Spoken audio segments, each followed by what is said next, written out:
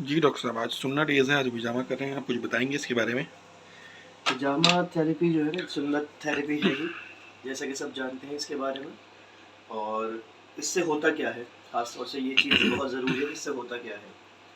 तो इसके जो मेन फंक्शन है ना, उसमें से पहला तो ये है कि डिटॉक्सिफिकेशन करता है बॉडी का। जो गंदा खून है, स्टैग्नेटेड फ्लूइड जिसे हम कहते हैं, जी, वो बॉडी से बाहर करता है ये। जैसा जैसे ही कि हमने आपका पहले यहाँ पर लगाया, तो उसके बाद ये देख रहे हैं आप, जिस तरह से ये ब्लड आ रहा है, जी, तो ये स्टेगनेटेड फ्लूइड होता है बॉडी का। और ये जहाँ जितना होगा ना वही आएगा। ऐसा नहीं है जी, कि आपने कट इतने ज़्यादा लगा रखे हों कि वो सब जगह से आए। जी, जहाँ जी, जितना जैसे कुछ स्टेगनेटेड कप्स में कम है, फ्लूइड, कुछ जी में जी ज़्यादा है।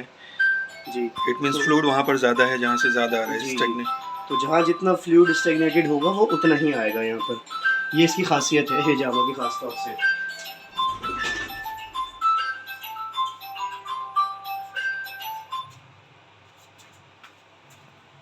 कुछ लोग जो सही हिजामा नहीं करते हैं ना, वो करते क्या है कि उनके कट बहुत बड़े होते हैं, जी, जिसकी वजह से वो अक्सर उनके देखेंगे होंगे आपने, कप भरे भरे रहते हैं सारे, क्योंकि वो बहुत ज़्यादा गलत हिजामा कर रहे हैं।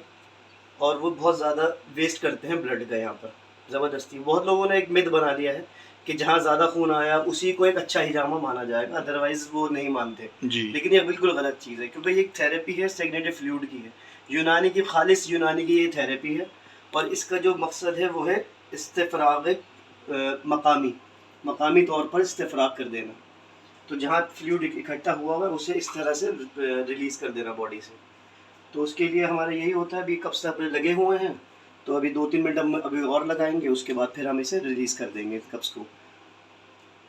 अच्छा, इसमें पेन वगैरह नहीं होता है पेशेंट को बिल्कुल भी? पेन बहुत मिनिमल होता है, क्योंकि कट जो हमने करे आपने देखा होगा कि उसमें बहुत ही मिनिमम कट रहते हैं। बहुत ही 2 to 3 mm के कट्स होते हैं बस। नहीं, अल्हम्दुलिल्लाह महसूस बहुत मुख्तसर सा। जी, जैसे इमाम साहब, जी आपको जब कट्स वगैरह लगाए, जी, तो आपको कितना पेन महसूस कुछ हुआ? भी नहीं, जैसे चींटी काटती है हल्का जी, सा, जी। बस इस तरह महसूस होता है। अब आपको कुछ फ़ील हो रहा है, कुछ ऐसा अल्हम्दुलिल्लाह पेन? बहुत सुकून मिल रहा है माशाल्लाह, वरना मैं कमर के दर्द से इस कदर बेजार था। और ये हकीकत बात है, क्योंकि सबसे पहली बात तो ये है कि हम अपने नबी सल्लल्लाहु अलैहि वसल्लम की सुन्नत को फॉलो करना, जी, असल मामला ये है। जी, और सुन्नत में हिकमत होती है, सीधी जी, बात ये है। जी, और डॉक्टर साहब माशाल्लाह बहुत ही उम्दा, क्योंकि मैंने 1-2 जगह और भी हिजामा कराया, लेकिन मुझे रिलीफ महसूस नहीं हुआ, सुकून नहीं मिला। जी, जी। लेकिन अल्हम्दुलिल्लाह मैं डॉक्टर साहब से कराता हूँ, अदनान भाई से, तो बहुत ही अच्छा महसूस होता है। तो अल्लाह का फ़ज़ल है, और अल्लाह इस सुन्नत को हम तमाम को मुश्तहर करने की तौफ़ीक़ अता फ़रमाए और सही इस्तेमाल की तौफ़ीक़ अता फ़रमाए। अच्छा, एक बार अपने क्लिनिक का बता देंगे सर, अगर किसी को कराना हो हिजामा, तो टाइमिंग्स आप अपनी?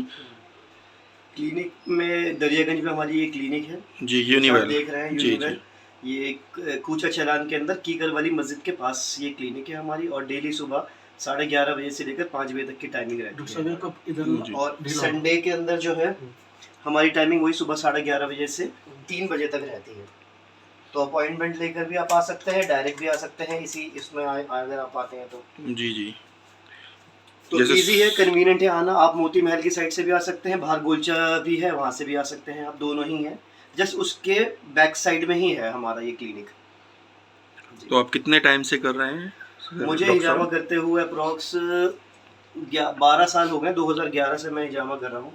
अच्छा, तो उसके बाद जब से हमने इंटर्नशिप में थे उससे तब भी हिजामा किया। उसके बाद फिर मैं एग्जैक्टली तभी से हमारी क्लिनिक स्टार्ट हुई 12 से, तो मैं रेगुलरली हिजामा कर ही रहा हूँ। तो अब ये 24 स्टार्ट हो गया है, तो तकरीबन 12 साल मुझे हिजामा करते हुए हो गए हैं। तो एक और अप्रॉक्सीमेट लगाएंगे तो आप कह सकते हैं कि सैकड़ों पेशेंट्स को आप ट्रीट कर हाँ चुके हाँ, हैं थ्रू हिजामा। 100+ पेशेंट मेरे हो चुके हैं हिजामा के। जी, जी, इसके लिए मैंने माशाल्लाह। एक स्पेशल, मतलब एक तो है ही बीओ में इसके साथ इंक्लूड है, जी, जो कोर्स में है और अक्सर सभी को आता भी है। लेकिन उसके अलावा भी मैंने NIUM बैंगलोर से इसका स्पेशल कोर्स किया था जाके, जी, वहीं जी, पर ये यूनिवर्सिटी में रहा। जी, तो जी। हिजामा का स्पेशल कोर्स किया। और आप चाहें तो उधर वो सर्टिफिकेट भी लगा हुआ है, वो भी दिखा दें आप। और तो इसके बाद वो भी करा मैंने, ताकि इसमें स्पेशलिटी हासिल करने के लिए। जी, क्योंकि हमें कई बार हिजामा को हम लोग बहुत सिंपल समझते हैं। वो समझते हैं कि भाई कप लगा लो, कट कर दो और हो गया। जी, लेकिन वो ऐसा है नहीं। जी, इसमें कई सारी छोटी छोटी सी प्रिकॉशंस हैं, वो हमें लेने पड़ते ये हैं। नहीं चलेगा पर्सन टू पर्सन जी। वेरी करती हैं चीज़ें। Skin person to person vary करती है। जैसे कि आप देख रहे हैं कि बार बार कुछ ना कुछ होता है। तो हम, ऐसा भी नहीं है कि हिजामा का हमने कप्स लगाए और हम बाहर चले गए, बैठ ही नहीं सकते, हमें पेशेंट के पास रहना पड़ेगा। कुछ लोग ऐसे भी करते हैं, वो कप्स लगाए और जाके बैठ जाते हैं अपनी टेबल पे, दूसरे मरीजों को देख रहे हैं। आप ऐसा ना करें। जब हिजामा हो रहा है आप वहीं रहें, क्योंकि स्किन भी वेरी करती है पेशेंट टू पेशेंट। कई बार ऐसा होता है कि बहुत ज़्यादा अगर हिजामा हो गया तो वो ब्लिस्टर्स अपीयर हो जाते हैं। जी तो ब्लिस्टर अगर अपीयर हो गया तो आप समझ जाइए कि आपने स्ट्रॉन्ग हिजामा या ज़्यादा देर आपने हिजामा कर दिया है वहाँ पर, जी वो मरीज़ के लिए सही नहीं है। उससे बहुत परेशानी भी होती है, जलन बहुत ज़्यादा होती है मरीज़ की। तो आप मरीज़ का ख्याल रखें, और जब आप हिजामा करें तो मैं यही कहूँगा आप वहीं रहें और उस पर निगाह बनाए रखें अपनी, कहीं ब्लिस्टर डेवलप तो नहीं हो रहा, कहीं ज़्यादा तो नहीं हो रहा, इससे फ्लूइड अब आ गया है, अब नहीं हो रहा बिल्कुल भी, जैसे अब आना बंद हो गया है तो आप इसे रिमूव भी कर सकते हैं आप। जी जी जी कुछ कुछ पेशेंट इतने सेंसिटिव होते हैं जिसमें आप 10 सेकंड भी कप नहीं रख पाते। अच्छा 10 से 15 सेकंड में ही आपको उसे रिमूव करना होगा, आप कट करने होंगे, और 10 से 15 सेकंड में ही आपको दोबारा से रिमूव करना होगा। इतने सेंसिटिव पेशेंट भी होते हैं। अच्छा इसमें ये डिपेंड करता है उनका ब्लीडिंग टाइम और क्लॉटिंग टाइम कुछ ब्लीडिंग ज़्यादा टाइम, क्लॉटिंग व्यस्त होता टाइम हुआ भी रहता है, लेकिन स्किन किसकी सेंसिटिव होती है ना। जी देखिए ब्लीडिंग और क्लॉटिंग टाइम तो हम नॉर्मली मान के चलते हैं, सभी पेशेंट्स का नॉर्मल है, तभी जी हम कर रहे हैं। जी जी नहीं तो अगर ब्लीडिंग टाइम वो क्लॉटिंग टाइम में कुछ खराबी है तो फिर तो वो नहीं करना चाहिए हिजामा, खास तौर से, क्योंकि वरना ब्लड लॉस ज़्यादा होगा, वो जी हिजामा सही से वो नहीं आएगा बल्कि नुकसान और होगा मरीज़ को। जी वो नहीं है।